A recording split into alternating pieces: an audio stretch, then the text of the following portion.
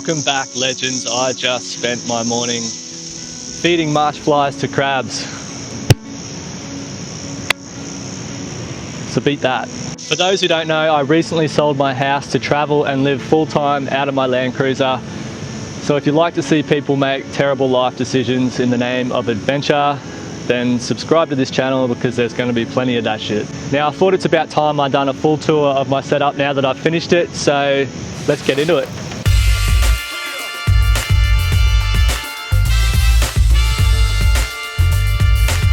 I've got the standard Toyota bull bar with the Runva 11 XP winch. I've used it a handful of times and it does the job. This is not a CB radio antenna, it's a GME cellular mobile phone antenna for my Cel-Fi Go Mobile booster. This is a cheap light bar from XTM. It's plenty bright enough, and for the limited amount of night driving I do, it's good enough for me. On the driver's side, I have the KickAss shower tent. It's super easy to whip out and fold away, and it's a must-have for showering or getting naked in places you don't want to get arrested. This piece of genius is the utility vent from the boys at High Country Fabrication. Connected to it, I've got a solar input, compressor output, and water output. Underneath, I have the 54 litre stainless steel water tank from Long Ranger. It's an excellent kit. It comes with a pump, hoses, wiring, and all the bits needed to complete the job. Wheel flares from Connect 4x4, they are poorly installed by me. I recommend getting them professionally fitted as they may not fit perfectly and may need trimming. I have the 270 XT awning from the Bush Company. This thing is super strong, very easy to pull out and pack away. I've had it for about a year now. If you'd like to see me do a full review on it, let me know. I've installed a 6-inch speaker in each of the doors. The 2 seat side bags and the dash mat with removable storage pouches and the transfer case cover storage from the Bush Company.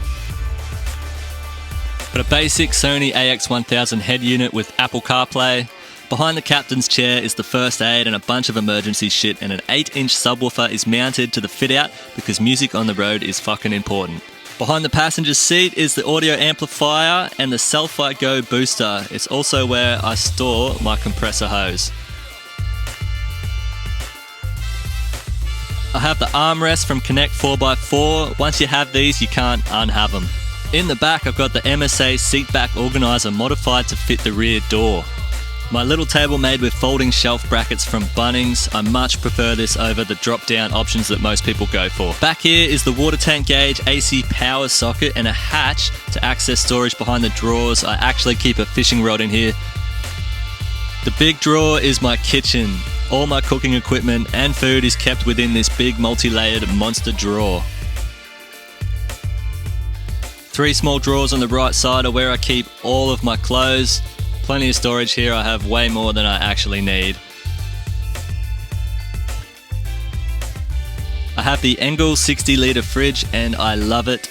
My switch panel is here with 12 volt power outlets, battery monitor and inverter switch. This is probably my favourite addition. It's the mighty fridge magnet. It allows me to grab 2 beers with both hands, and it's the best thing when needing to load or unload multiple items. Under the front bench seat is a large storage box, perfect for the bulky items and storing the shit that you don't need to have access to every day.